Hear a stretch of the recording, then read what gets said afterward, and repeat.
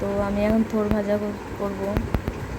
তো থোড় কেটে ভালো সুন্দর করে ধুয়ে কেটে নুন হলুদ দিয়ে মাখিয়ে চটকে চটকে মেখে আমি সুন্দর করে জল বার করে নিয়েছি। নিয়ে এবারে কালো জিরে কাঁচা লঙ্কা ফোড়ন দিয়েছি। তো এতে সর্ষেও দেওয়া যায়, অসুবিধা কিছু নেই, যে যেটা দিতে পারে। তো আমি কালো জিরে কাঁচা লঙ্কা দিয়েছি, দিয়ে থোড়গুলো দিয়ে দেবেছিলাম হাত দিয়ে নুন হলুদ দিয়ে চটকানো আছে যেকালে, আর একটু সামথিং নুন হলুদ দেবো। মাখানোর পরে আর হয়ে যাওয়ার নামানোর একটু আগে মিষ্টি দিয়ে দেবো।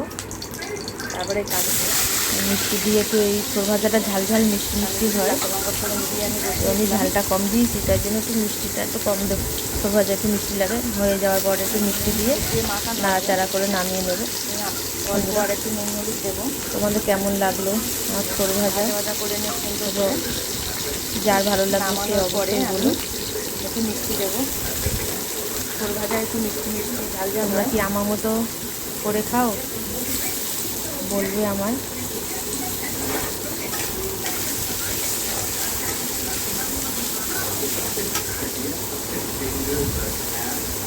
এতে সর্ষেও দেওয়া যায় আর কালো জিরেও দেওয়া যায়, যে যেটা পারে সে সেটা দেয়।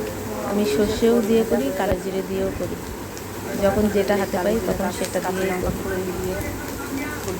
তা তোমাদের কেমন লাগলো আমার থোড় ভাজা? তোমরা অবশ্যই বলো আমাকে। দিয়ে দিলাম, দিয়ে আর আমার মতন একবার হলেও করে কেউ, আমি একটু মিষ্টি দিয়েছি। দেখবে ভালো লাগে। নাড়াচাড়া করে থোড় খাওয়া তো ভালো। কালো জিরেও ফোড়ন দেওয়া যায় আর সর্ষেও দেওয়া যায়। আমি সর্ষেও দিই, কালো জিরেও দিই।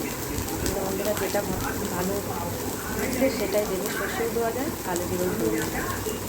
দেখো রান্নাটা কেমন লাগলো।